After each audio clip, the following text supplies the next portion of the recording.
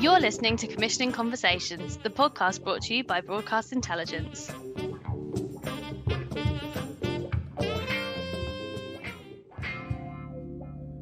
Hi, and welcome to Commissioning Conversations. I'm Alice Redmond. And I'm Lizzie McDonald. And we are both researchers and journalists for Commissioner Index. This week, I spoke to Bales from WarnerMedia about her commissioning strategy for channels such as Boomerang and Cartoon Network. And our colleague Heather Fallon has also interviewed our subscribers, Icon Films, about their programmes and how they use Commissioner Index.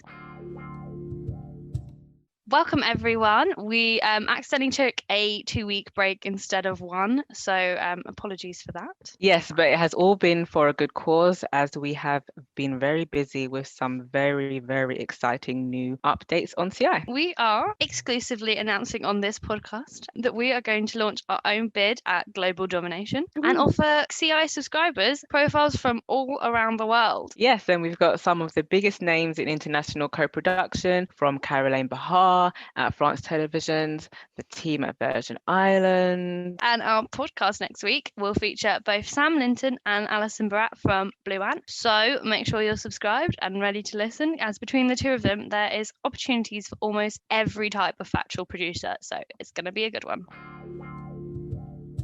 So Alice, as we've got lots on this week, let's start with our green lights of the week. Yeah. So my green light of the week is hands down Cher and the Loneliest Elephant from Smithsonian Channel. Just for the content of like what it is of Cher visiting one of the loneliest elephants, which is just, you couldn't make that up if you wanted to. And I think this is like a TV show that came about after she'd done the fact. Like, I think she had tweeted about wanting to help the elephant before and things like that. So, it feels like a very genuine story and very interesting. But it also, I thought, was really interesting because it was greenlit by James Blue, who was a new Smithsonian commissioner announced, I think in December. And he's head of Smithsonian, but also covers MTV news and documentaries. So I think as a commission, this just so illustrates his remit. Like, it's marrying that Smithsonian factual outlook with MTV, with Cher, with the music and that kind of pop industry and pop culture. And I think it's just a really great way to illustrate something so interesting in someone's commissioning remit and the foot they have in both worlds. Because I know obviously he's at Viacom CBS and that's why he's got Smithsonian and MTV under his remit. But I think like sometimes you take a step back and think,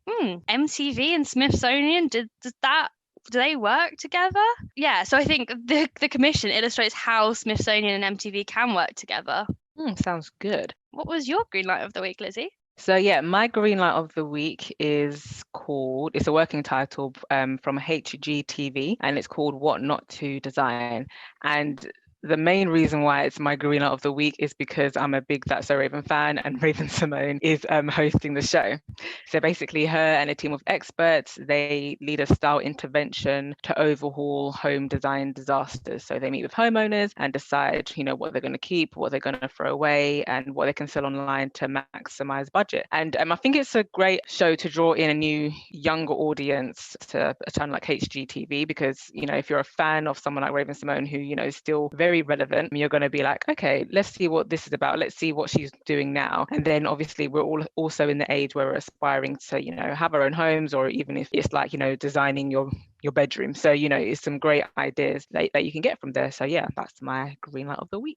It's interesting how like both our green lights of the week are channels that skew a bit older, so Smithsonian and HGTV, with like talent that will bring in a younger audience. Like that's actually so interesting when you think about it. And I guess like it just shows that talent is such a good way to bring a different audience to a new channel or a new subject. Exactly. I feel like they've really hit the nail on the head there, and they haven't missed a beat, because when that comes out, hopefully it comes out in England too, I'm definitely going to be like, okay, let me watch that show. HGTV, I never watched that before, but here I am. So you also spoke to Bales about her commissioning this week.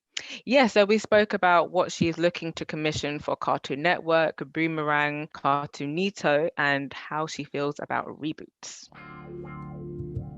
Are you looking to build on existing IP? Like, are you looking to maybe do a Johnny Bravo revival? Are you looking to do a spin-off of Ed, Ed and Eddie on Cartoon Network? I think that was on. Like, is that what are you? Because I know a lot of when Tom Scheim, who obviously does overall HBO Max in America, was talking about, you know, reboots and, you know, doing more of those existing IP kind of things. Is that what you're looking to commission as well? Should producers have that in mind when they're pitching to you? I mean, I think we'll certainly look at reboots where it makes sense to, so long as the stories they're bringing are feeling relevant for the audience of today. I think for anything that is based on an IP that we own internally, I think it's you know, it's fine for people to have maybe ideas that speak to that, but we do obviously have, you know, a very well-known, well-loved and amazingly talented studio, you know, with Cartoon Network and Warner Brothers now as one, that, you know, would be kind of really well placed to be dealing with those kind of IP. So what I would suggest is for, you know, for third party, you know, producers and distributors and creators to focus on their own original IP, or IP that originates from something that isn't part of what we own.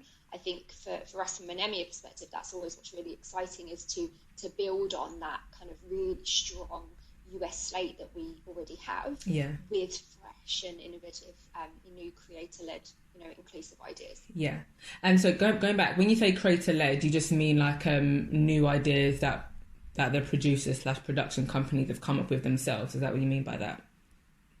What we mean by creator-led is that the creative is involved in the process. Okay. So it's really helpful to have them either in the room or via video conference these days, you know, speaking to the idea so that they can really kind of go into more detail on the characters and the story and the arcs, if there are any, and answer the questions and give more of a kind of a true background to the kind of the content, as opposed to it being someone who maybe isn't as familiar. That's what we mean by creator-led. It's great to have that visionary, that lead, that, you know, the brain. Sure. Part of it, no, of course. In that space. Cool. So then you're looking for both story arcs and closed-ended episodes as well. You want a mixture of both. You're not fussed. Yeah, I think from our perspective, for linear and in the kind of more traditional kind of comedy space, standalone episodes work really well and are much more repeatable. So we're certainly still in that space. Yeah. But I would say that we are also, you know, open to looking at more serialized arcs when it comes to something that might be purposed for, say, HBO. So in that SVOD space, where that kind of consumption is much more natural, you know, that you would sort of binge watch through a few episodes and really want to find out what happens to that character. So we're certainly open to standalone storytelling, as well as you know, loose story arcs or serialized content for the right audience. Yeah, of course. It matches that. And so that would be for both Cartoon Network and Boomerang. You're open for those. You're open for those things for both of those. Well, for Cartoon Network and Boomerang, I'd say it's more the standalone storytelling that works best for those, because they're linear networks at the heart of them. Yeah. But obviously we do provide, you know, VOD services that are attached to those. But I would say for the HBO content that we're more open to that serialized kind of thread in the narrative. Okay. So then going from that, then what are the like requirements then for a show? I mean, obviously you have your ideas for what you'd want for a linear show, your ideas for what you'd want for a HBO Max show. Do you want are you looking for shows that work on both, or are you looking for shows that just sit for the linear brands and not for the HBO Max brands, if that makes sense? So I think we're looking for shows that will speak to our audience ultimately. So I think if it's something that we feel absolutely will resonate with our Cartoon Network viewers, that is where it will sit. But I think there will be content that lives on absolutely on both, on Cartoon Network and on, you know, an SVOD service. And the same for Boomerang. There'll be content that might, you know, work for both, or there might be content that is maybe just more suited to the HBO platform, because obviously our linear brands are very well established. We have you know, fans that have been, you know, watching the channel for years and are very passionate about the type of content that they see on that channel. And I think, you know, when we're looking at HBO as a service, that is going to be much broader, much you know, wider in terms of the audience we're serving. So I think the content will obviously reflect that as well. Okay, great.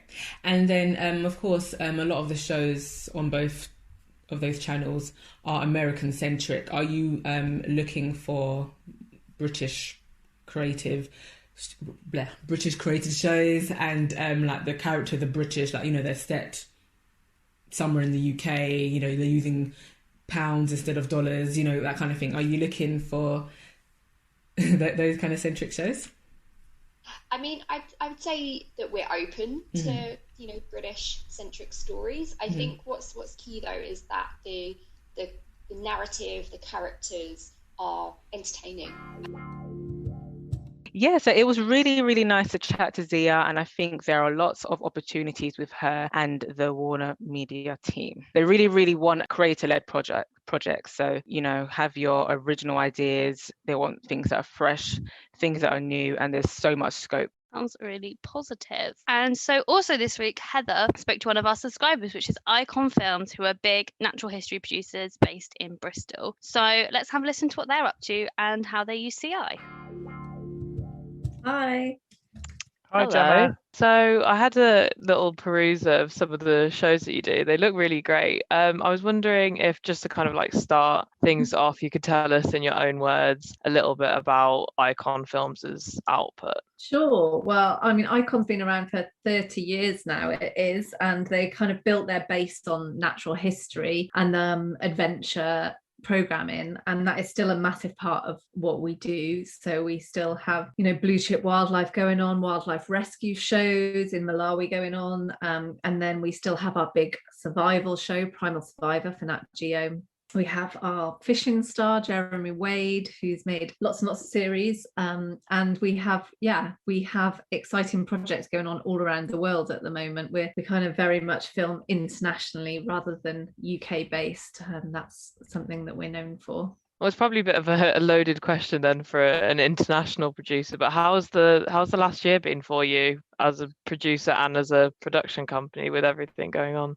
Yeah, I mean, at the start of the pandemic, you know, probably much the same as everyone, we were kind of scrambling to get ideas commissioned that were easy to film or that were archive heavy, all of that kind of stuff. And it was quiet last summer, you know. I think the networks were trying to figure out where their gaps were, if they had money to spend.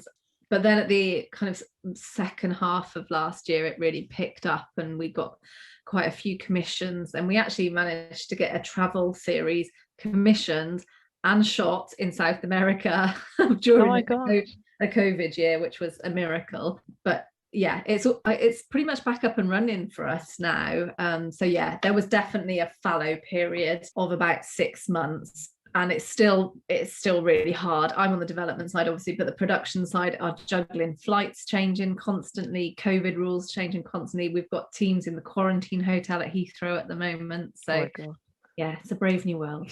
So in terms of being a subscriber to CI, and thank you, can I ask what challenges you encountered before you had access to the Commissioner Index? Oh, yeah. I mean, I suppose in my last development role, I didn't have access, but ever since I've been at Icon, I've always had access to CI. Yeah, I mean, the challenges if you don't have access to something like that are not knowing the best person to contact, the best commissioner to contact for a role. I mean, it's either, you know, you're having to ask someone or go onto, you know, like BBC's internet site and try and find the right person. And you don't necessarily get all the up-to-date news unless you're subscribed to Broadcast Intelligent or Broadcast. So yeah, it's a very useful tool when you're just thinking, I've got this idea, who would it be suited to? Let me just check what their latest remit is. Yeah, so is there a particular kind of feature within CI that you find particularly useful? I would say the tab I use the most is the commissioners one, definitely, because I mean, that's always in my job as head of development is the bit that's most important, really, finding out what their latest needs and wants are, or just, you know, if it's not a channel you have a relationship with already, finding the best person to deal with at that channel.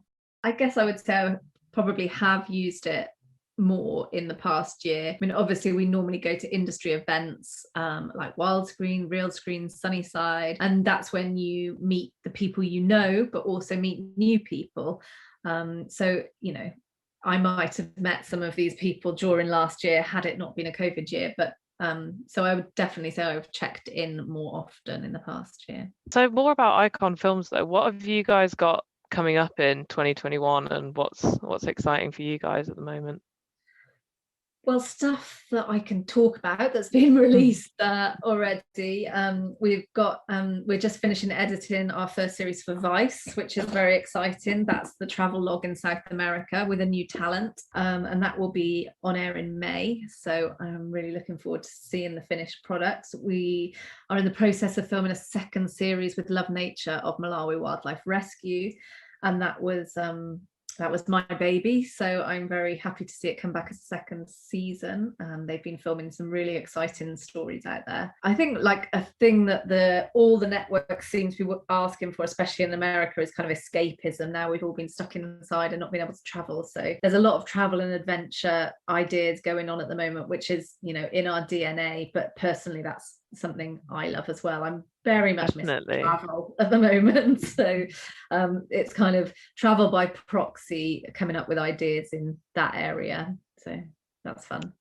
Yeah, that sounds like a really nice out. I've definitely seen a similar trend from speaking with commissioners on that end, of people just kind of being semi-fed up with the news, where like you just want to watch something that's happy and but also, you know, still fun and still exploring the world, but just in a way that makes you feel like you might have gone outside more than you care to admit. So are there any other ways that CI has been beneficial to you guys over the last year that I haven't touched on? Well, I mean, I always encourage my team, the rest of the development team, to check in. I think especially for people new to development or more junior in the industry who don't know who all these commissioners are, it's a really good learning tool to navigate yourself around the site and look at the recent commissions, you know, the commissioners that we particularly deal with. So yeah, it's a good research tool for the team. And then the final question I had for you, which we kind of try and ask everyone just because we're nosy and we like to know, is what's been your standout TV program of the last year? It's quite a tricky question. There's a lot of TV in the world. Really tricky. I mean, I don't know if it's standout, but the kind of stuff I've been watching is definitely the escapist fun, whether it's abroad. I mean, I'm addicted to RuPaul's Drag Race, whether it's UK or US. It's my happy place to go to for a few hours a week. I've been enjoying BBC's Interior Design Masters. Same, it's just switch off and watch it. I watched The Dig on Netflix the other night. That was a really lovely film to watch, just kind of gentle, but really nice. It's always nice to hear from our subscribers and commissioners in the same podcast. Win-win. I know.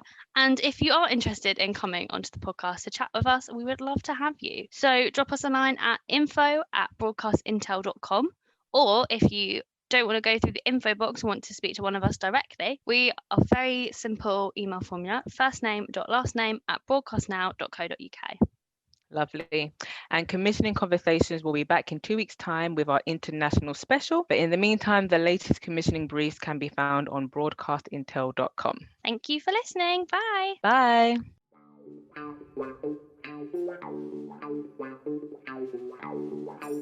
Thanks for listening to Commissioning Conversations. We'll be releasing new episodes every other week, and you can find us on Spotify, Apple Podcasts, YouTube, and at broadcastintel.com.